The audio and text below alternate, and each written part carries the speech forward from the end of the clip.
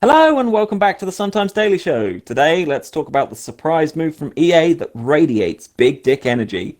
But before we get into it, I'm Philip Edwards. And I'm Michael Palmer. As I'm certain everyone has heard by now, Cyberpunk is a buggy mess that should be avoided at all costs.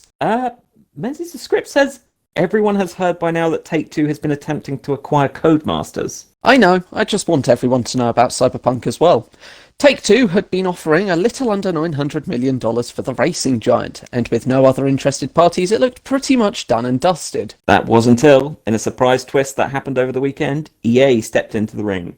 They offered an eye-watering $1.2 billion, and as far as we can tell, Codemasters have accepted.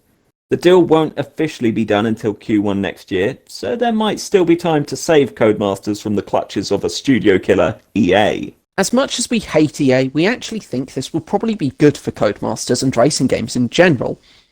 When it comes to shady, shitty monetization, both Take-Two and EA are on par with each other. The only difference is, when the backlash grows out of proportion, EA has been shown to back off. Take-Two has more of an insidious creeping evil. The kind that saps your soul before you even realise what's happening. The other factor is creative freedom. Take-Two normally allows a greater deal of freedom when it comes to their games, whereas EA likes to meddle. And we all know how that turns out. Cough, cough, Battlefield, cough, cough, Battlefront, cough. However, with that being said, they are getting better at letting their studios make great games. Fallen Order and Squadrons, for instance.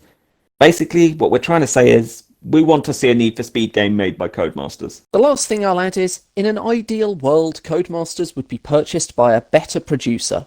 Someone who would allow them full creative freedom and whose only mandate would be make great games. Someone like Microsoft, for instance. We know that Codemasters and Microsoft already have a nice relationship, and my problems with Cyberpunk run far deeper than just bugs. There are a lot of fundamentally bad mechanics which ultimately lead to an average game at best. Wait, that last bit wasn't in the script. I know. You gonna do the outro? Sure. That's going to be it for today. If you like the show, then consider hitting that like button. And if you want to catch more of our content, then click that subscribe button. And lastly, if you're feeling extra spicy, why not leave us a comment and let us know, if Codemasters has to be purchased by someone, who would you ideally want and why?